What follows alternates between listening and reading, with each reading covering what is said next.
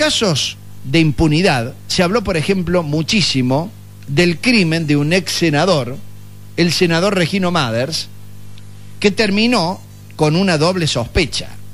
Uno de homicidio por encargo por razones políticas que jamás terminaron por ratificarse, o al menos por encontrarse un camino para decir la razón política fue esta. Mathers iba a denunciar negociados en la EPEC, por ejemplo, digo, ¿no? Ahora, ¿qué hay detrás del crimen del panadero Héctor Corradini para que después de 12 años recién pueda haber detenidos, procesados, efectivamente sospechados de haber asesinado a un panadero? A un panadero.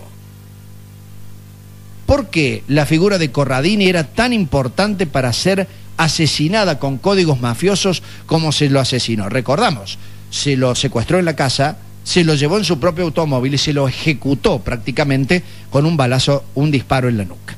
Vamos a saludar a Carlos Nagy, el abogado de la familia Corradini, para hablar precisamente de este tema. Doctor Carlos Nagy, un gusto saludarlo, buen día, ¿cómo está?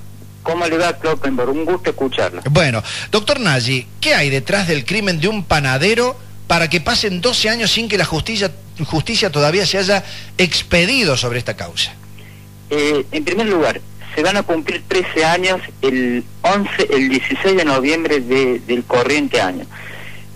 Concretamente, 1998, un reconocido empresario del rubro panadería, pero que a su vez tenía una función complementaria. Era ni más ni menos que el presidente de la mal llamada cooperadora policial del precinto 36. Sí. Esto lo digo para que se puedan entender las razones del crimen, las razones del asesinato.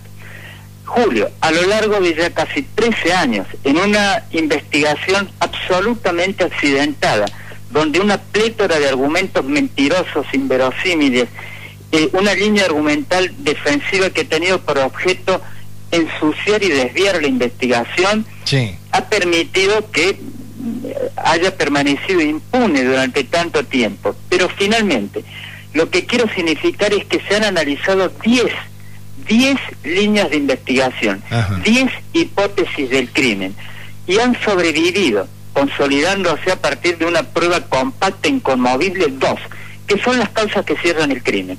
En primer lugar, la necesidad que tenía la viuda sobre la base de un matrimonio inexistente. No había amor, no había bien querer, no había fidelidad, no había lealtad, y esto está comprobado en la causa.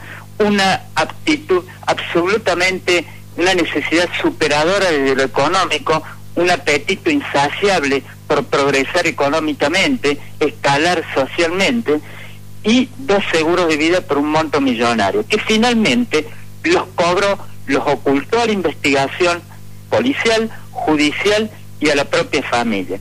Por otro lado, más allá de esta causa, converge la necesidad de asesinar, eliminarlo a Héctor, con otra causa muy fuerte, y era la actitud quizás ingenua de Héctor Corradini de haber anunciado, en su calidad de presidente de la cooperadora, que el día 18 de noviembre del 1998 iba a hacer público los desmanejos, las irregularidades y los ilícitos que se consumaban en esa cooperadora. Y para que se entienda, Kloppenborg, de qué estamos hablando. Sí. Corradini iba a decir, y a esos efectos publicó afiches en los negocios de los notables de la zona, la venta de armas, productos de secuestros en operativos policiales, calibre 32 y 9 milímetros, la venta de sumarios, el interrogatorio ilegal a detenidos, la presencia de droga, la sobrefacturación de arreglos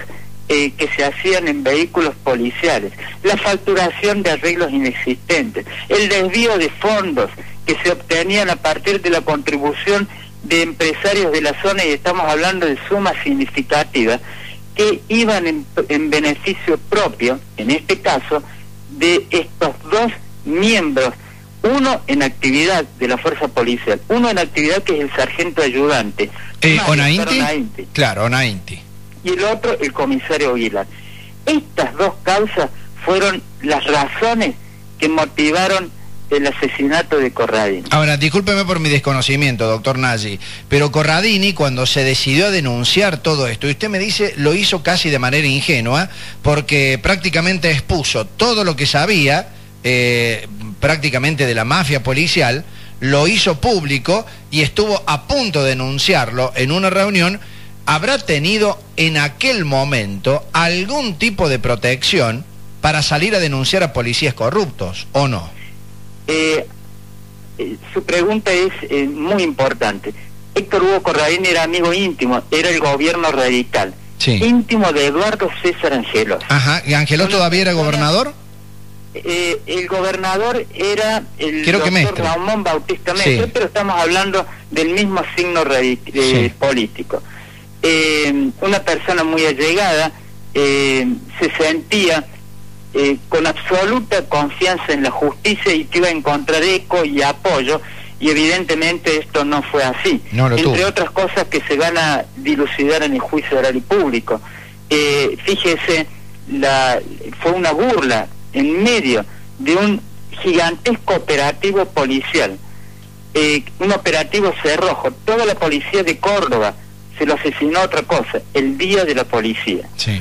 Toda la policía de Córdoba estaba buscando un auto rojo, seminuevo, en el interior iba secuestrado el presidente de la cooperadora.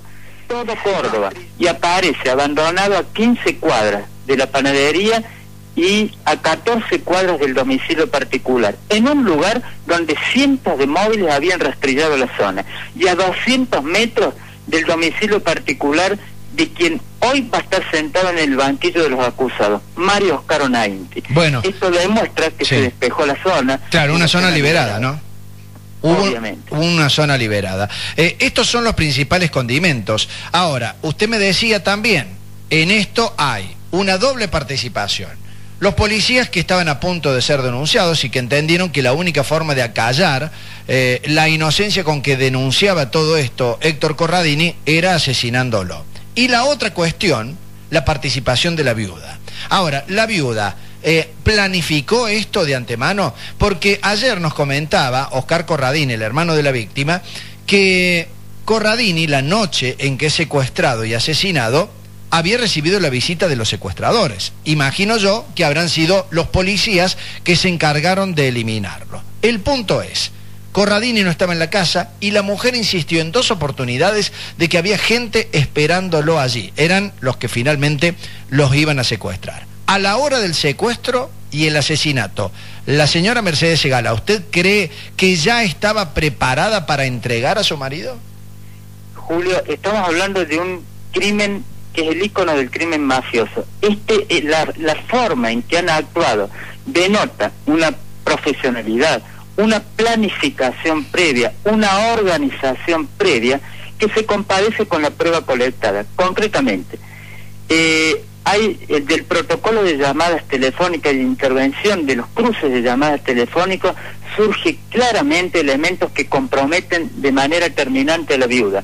Llamadas recibidas con anterioridad en forma concomitante y posterior al secuestro y al asesinato de Corradini, de quienes serían los miembros de esta empresa criminal. Usted me está hablando, discúlpeme doctor, usted me está hablando de Aguilar y Onainti. Estamos hablando de Aguilar, Onainti y Víctor Hugo Quinteros. Mandrake, quien es, o quien aparece como el ejecutor, la persona que llevó a cabo o que realizó los disparos. Vale la pena recordar que este hombre ya está vinculado en otra causa histórica también, en donde hubo mucha impunidad, ¿no? Efectivamente. Le digo más, hay un dato que no es menor, no solamente que tiene frondosos antecedentes penales, sino que Mandrake Quintero, a la época del asesinato, estaba prófugo de la justicia. Había estado anteriormente detenido por un largo periodo de tiempo y días después del asesinato se lo había visto por parte de una vecina y por parte de una de las hijas de Corradini, que será declarado en el juicio oral en las inmediaciones de